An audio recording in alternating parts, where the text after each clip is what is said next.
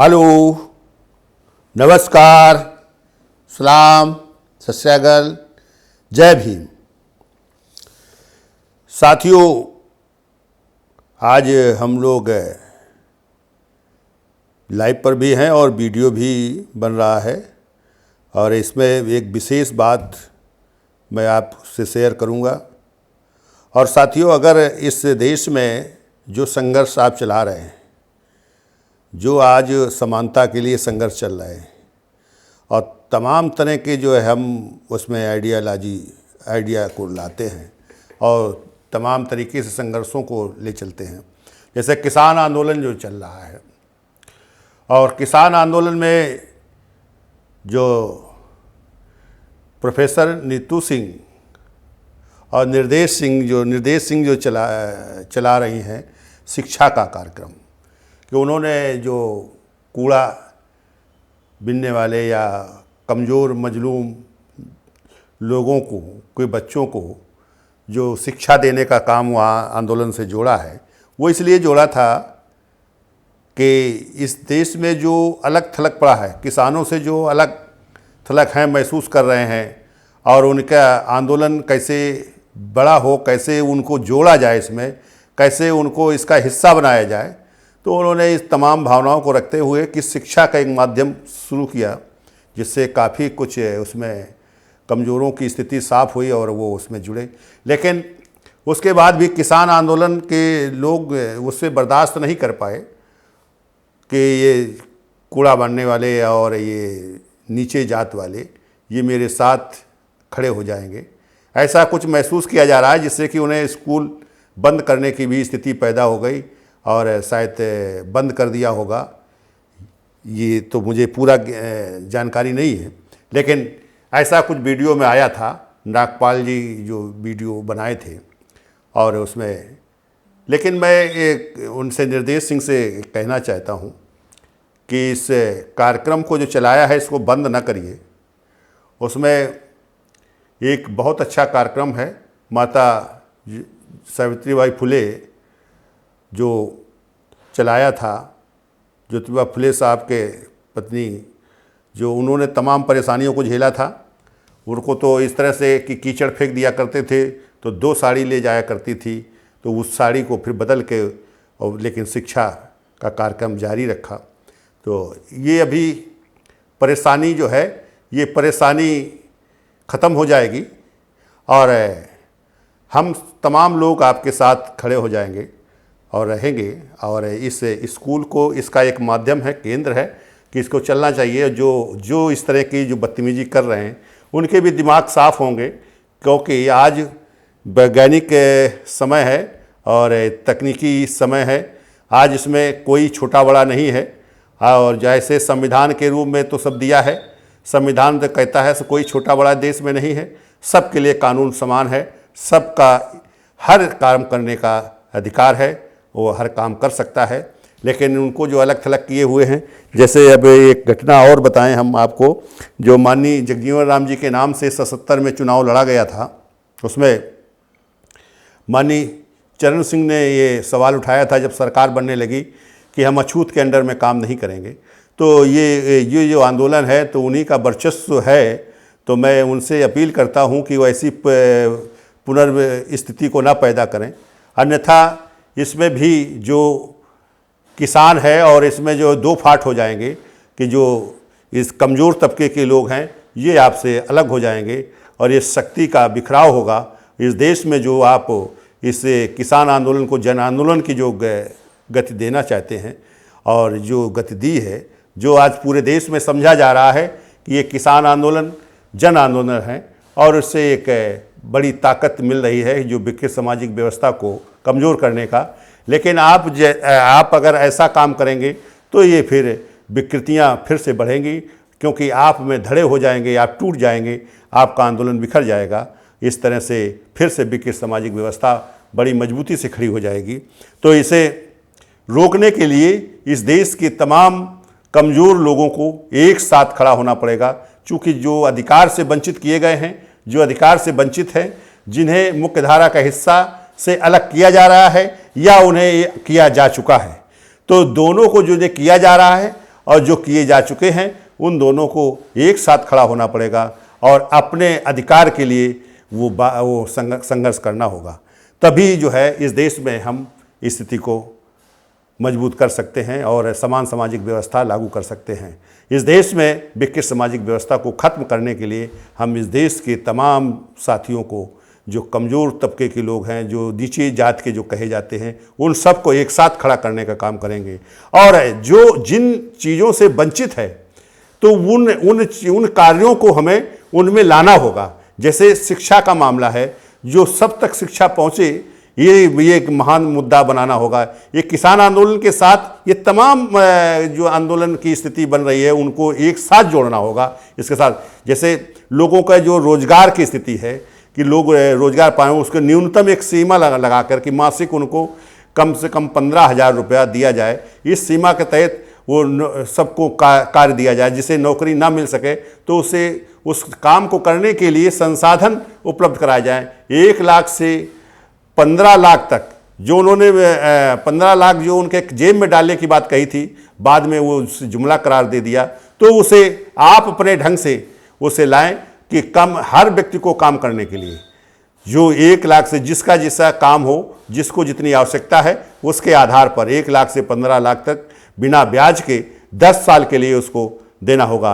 इस मुद्दे को जोड़ना होगा, क्योंकि आपको ये स्थिति बहाल करने, अपने को मजबूत बनाने के लिए, अपने को इस देश का मुख्य हिस्सा बनाने के लिए ये आपको इस आंदोलन को आगे मजबूत करना होगा।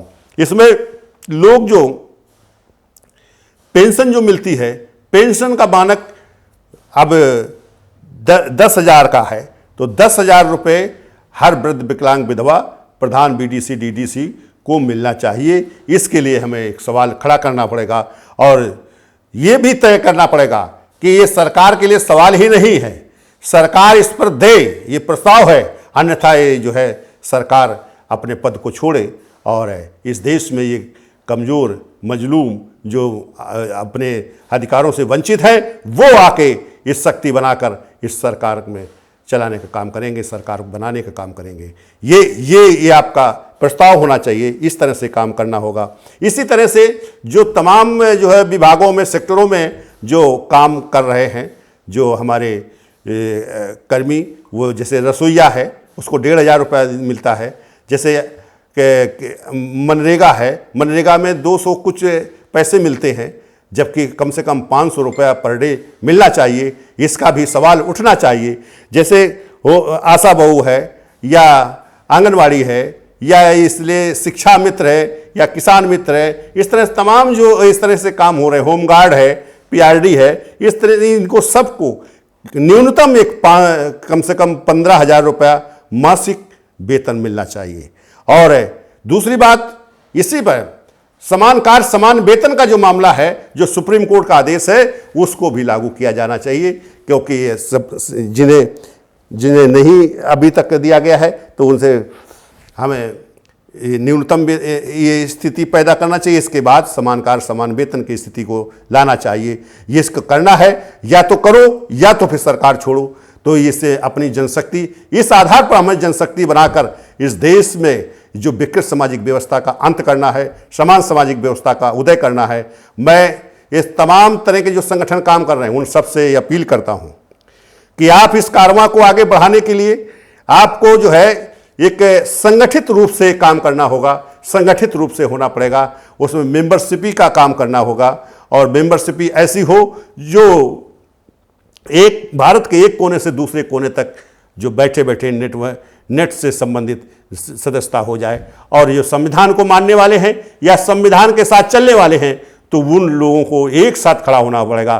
तो इसमें हर काम को हमें करना होगा। हमें व्यापार को भी स्थिति देना होगा, हमें इस देश में रोजगार को भी देना होगा और जो निजीकरण है इसका समाप्तिकरण करना होगा। पूंजीपतियों का जो आज मानव के खिलाफ जो पूंजीपति काम कर रहा है, आज जो इस देश में हो रहा है, आप उन्हीं के एक तरह से जब अगर लोगों का विरोध कर रहे हो तो आप उन पूंजीपतियों का या उस सरकार को समर्थन देने का काम कर रहे हो, उनके खिलाफ आप नहीं लड़ रहे हो। ये आप महसूस करो और यदि उनके खिलाफ लड़ना है, यदि उस पूंजीपति व्यवस्था को खत्म करना है, तो फिर पूरी तरीके से आपको हर कार्य को अपने हाथों में लेना होगा। व्यापार की स्थिति है, अगर अडानी अंबानी ने गोडाउन पहले से बना रखे हैं, बिल पास हुआ है, तो फिर सरकार ने उनके जो अधीन है, जो सरकार उनके आधार पर काम कर रही है, तो फिर सरकार को जवाब देना होगा।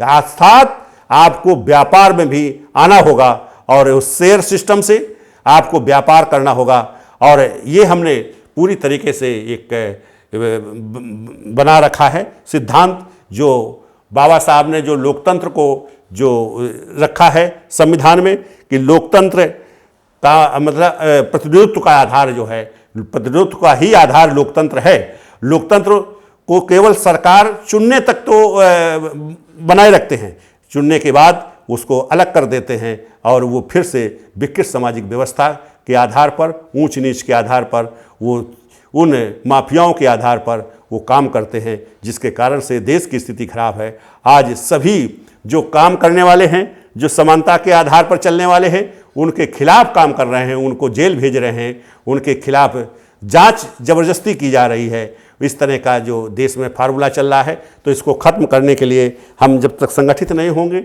जब तक हम एक साथ नहीं खड़े होंगे, जब तक एक दूसरे को हम समझेंगे नहीं, तब तक ये समस्या या इस तरह का कारवां बढ़ने में रुकावट डालेगा, नहीं बढ़ पाएगा। जो आज किसान आंदोलन है, अगर पूरे देश में ये किसानों के हाथ बागडोर आए, राजपाट आए, तो फिर किसानों को इस तरह से हो कि उनके दिमाग में ये भेदभाव खत्म हो जाए, वो इस देश के केवल समस्या को खत्म करने के लिए लड़ाई लड़ें, संघर्ष करें, तो लोगों के लिए, विकास के लिए संघर्ष करें। वो किसान के साथ साथ उन बिलों के तो विरोध में है ही, इसमें देश में जो नाइंसाफ़ी है, जो लोगों को अधिकार छीने गए हैं, उन अधिकारों को दिलाने का काम करें, दिलाने के लिए संघर्ष करें।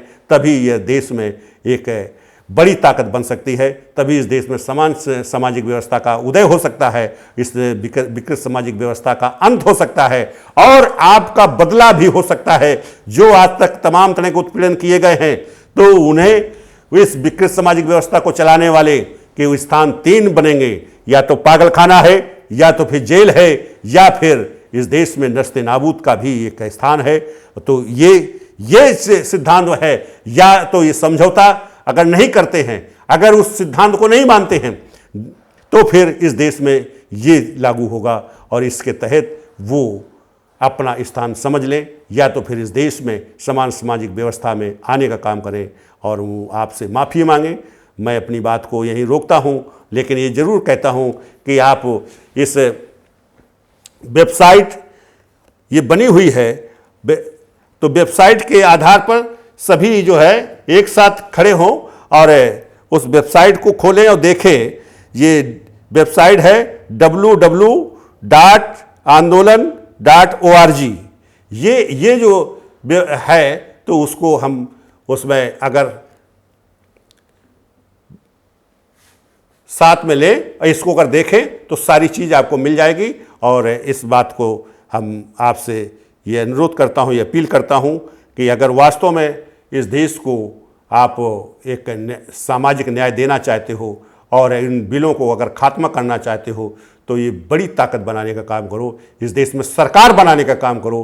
क्योंकि सरकार अगर नहीं बनाते हो, तो फिर ये समस्याएं नहीं खत्म होंगी, क्योंकि इस देश में सरकार में साझेदारी होनी चाहिए और हर व्यक्ति की साझेदारी होनी चाहिए, तभी ये मजबूत भारत बनेगा। धन्यवाद साथियों, जय भीम, जय भारत। धन्यवाद साथियों।